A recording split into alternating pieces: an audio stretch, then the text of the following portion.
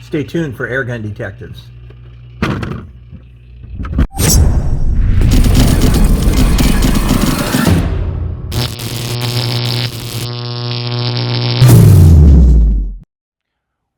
Welcome to another episode of Airgun Detectives.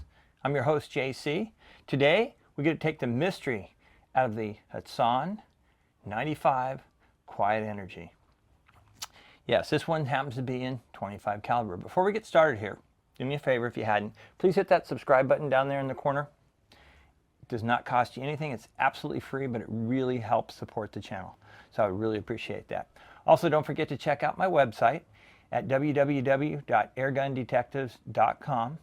On the site, I've got t-shirts, I've got my new hats out, and I have the Generation 2 bipods, which as you can see, are mounted actually on this rifle.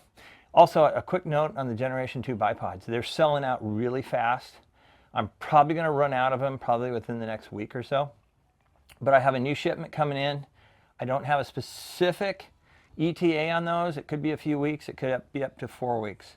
But I'll keep you posted on those. All right, anyway, let's get back to our Hatsan 95, our Quiet Energy. Okay, we're going to answer two things today. Once, we're going to review this, but we're also going to answer the question, is a refurbished rifle worth the purchase?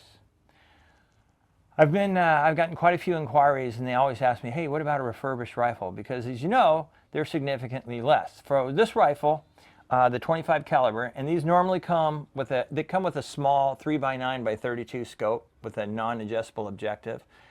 But where I got this rifle, I'll be completely honest with you guys, my buddy out in Nevada, Mitch, was kind enough to send me this rifle to review. So that's how I got my hands on this. This is actually a refurbished model. The new model in the box, brand new with the scope, runs for about $229, the Quiet Energy. And then if you have the option of not getting the Quiet Energy, you can just get the standard barrel, and that's about 30 bucks less. Let's go ahead and talk about this one for a bit. What do we have here? This is our Model 95. It is a Vortex gas piston, so it's got a gas piston in this. This features the wonderful Quattro trigger. This is a two-stage, fully adjustable trigger, and you can really dial these in really nice. This overall gun is about 44.5 inches long. It's got a 15.9 inch barrel. The barrel's 15.9 inches. Comes with this Turkish walnut stock. The stock's absolutely beautiful on it. The whole gun without the scope weighs about 8 pounds. And it comes with these terrific fiber optic open sights. So if you're one of these that like to shoot open sights, the fiber optic sights on these are really great. You got green in the back.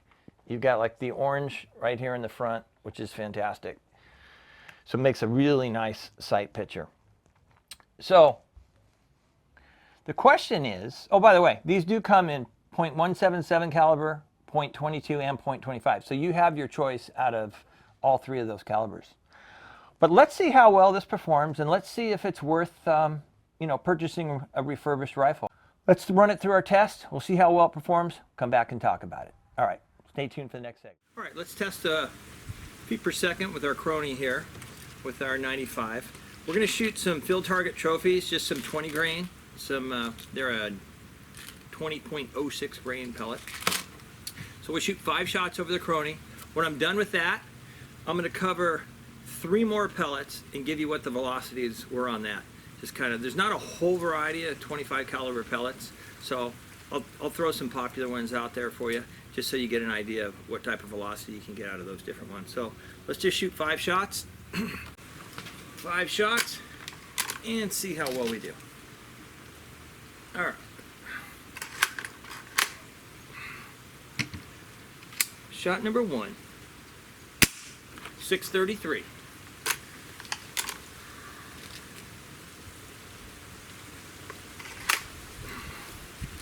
Shot number 2, 623.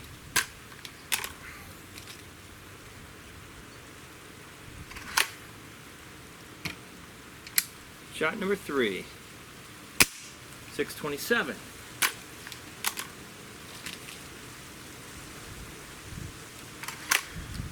Shot number 4, 623. And we've got one more here. Shot number 5. 622. That was a pretty decent standard deviation. So there's your average feet per second and your foot-pounds of energy with your little dB reading there as well, decibel reading. Okay, the other pellets that we tested here, we tested the H&N Hornets, were a great hunting pellet, and actually they're pretty accurate too. They're a 24.38 grain pellet. We averaged 614 feet per second, which provide us with 20 foot-pounds of energy. We also tried the Exacts, the JSB Exact Kings. They're a Diablo, a 25.39 grain pellet.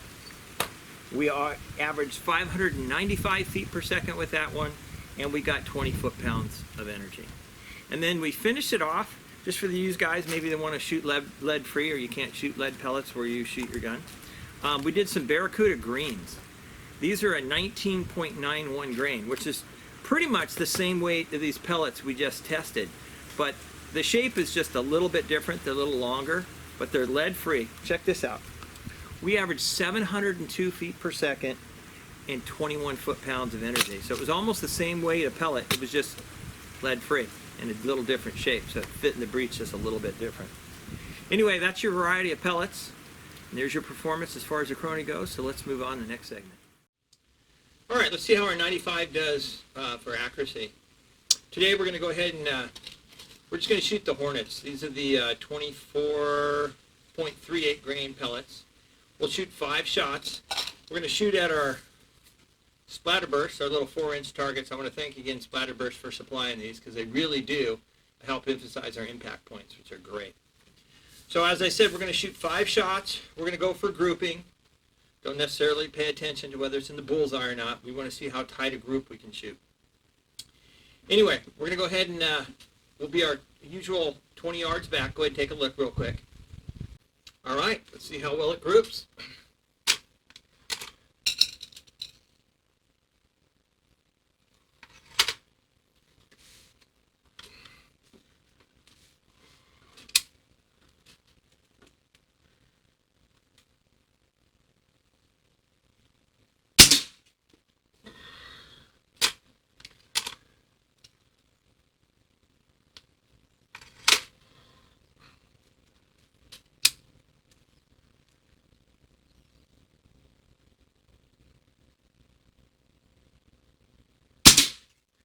That's 2.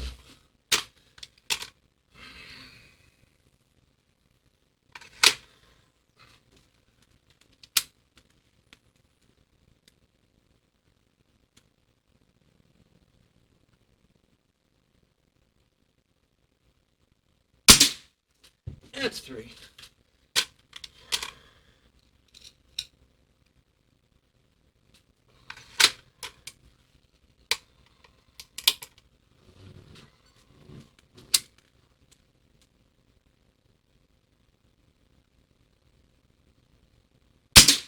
That's 4. And 1 more.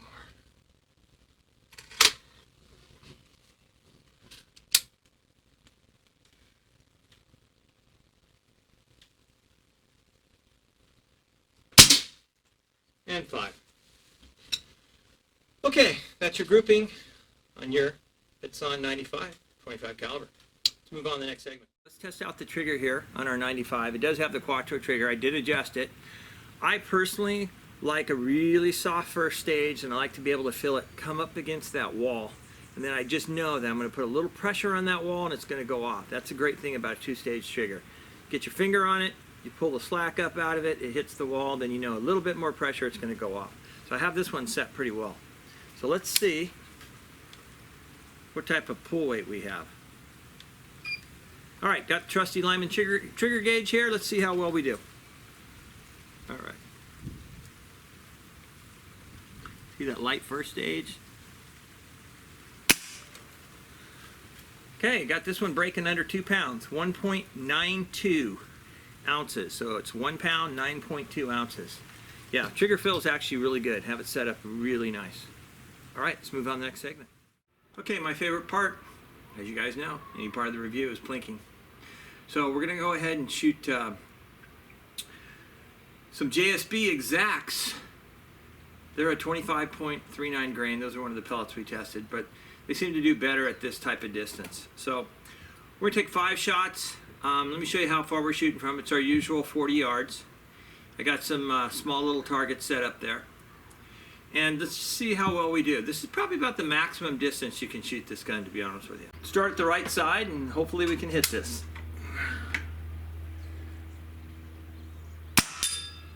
That's one.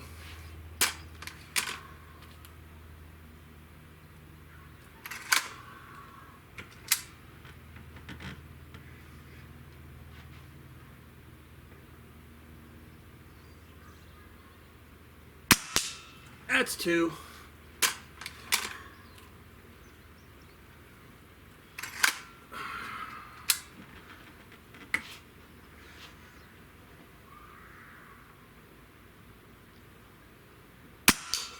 That's 3. Ah, we got a 2 for 1 on that. It's okay. And got one more here.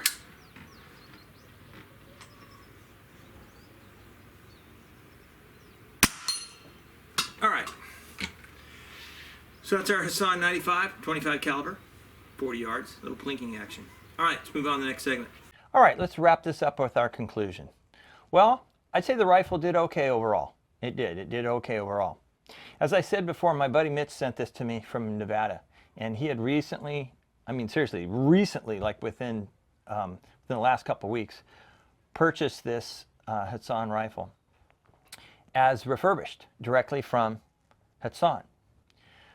So let's talk about a refurbished rifle a little bit. Okay, so when you actually purchase a rifle that's labeled refurbished, that is a returned rifle that goes back to the manufacturer, and it could be a variety of reasons.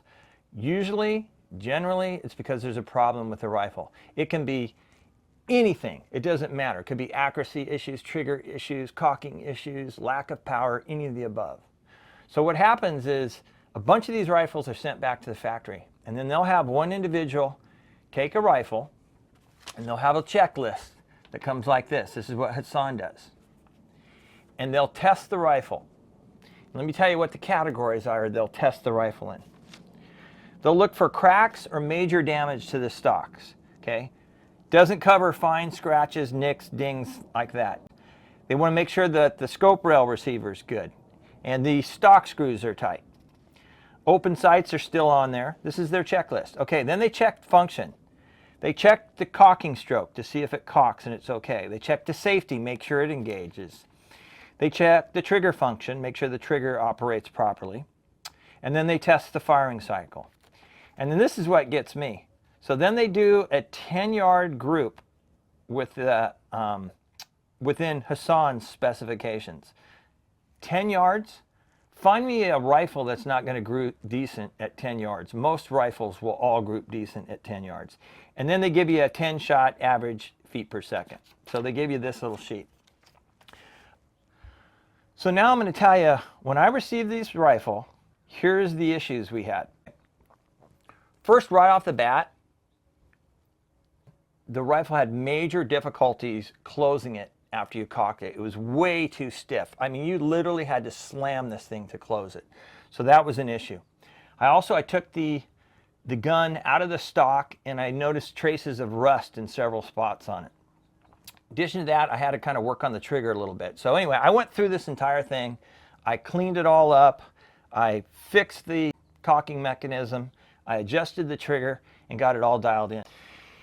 Anyway, there's some wear marks and some knocks and some dings on it.